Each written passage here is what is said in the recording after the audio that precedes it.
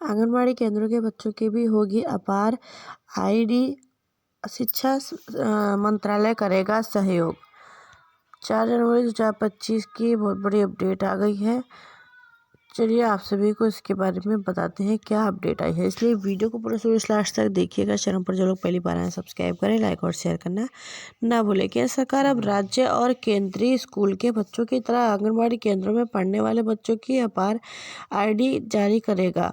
इससे पहले अब तक शिक्षा विभाग के बच्चों की अपार आईडी बनती थी, लेकिन अब शिक्षा मंत्रालय और महिला एवं बाल विकास मंत्रालय संयुक्त रूप से केंद्र के बच्चों को इस दायरे में लाएंगे। केंद्र सरकार की नई राष्ट्रीय शिक्षा नीति के तहत आंगनबाड़ी केंद्र में नर्सरी से कक्षा 1 तक की शिक्षा को मान्यता दी जा चुकी है। इसमें बच्चों को 3 से 6 साल तक के बच्चों को बाल वाटिका के तहत आंगनबाड़ी केंद्रों में शिक्षा दी जा रही है।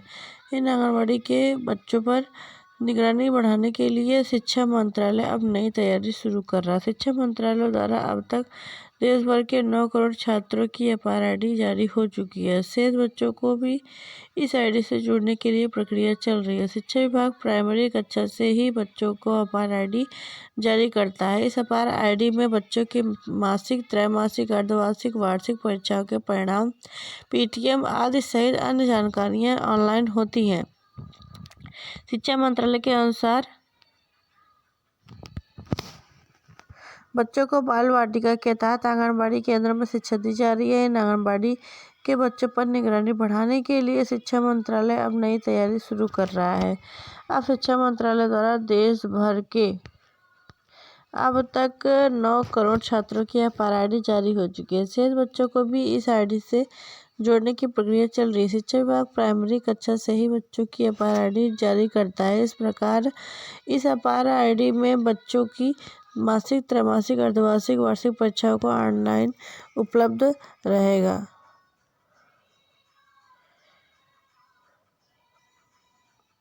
शिक्षा मंत्रालय के अनुसार बच्चों की अपार आईडी जारी होने के बाद अगर कोई बच्चा देश से या किसी राज्य या क्षेत्र में पढ़ाई के लिए जाता है तो उसे आसानी से ट्रैक किया जा सकता है। साथ ही उनके शैक्षिक दस्तावेज ऑनलाइन चेक किए जा सकते हैं।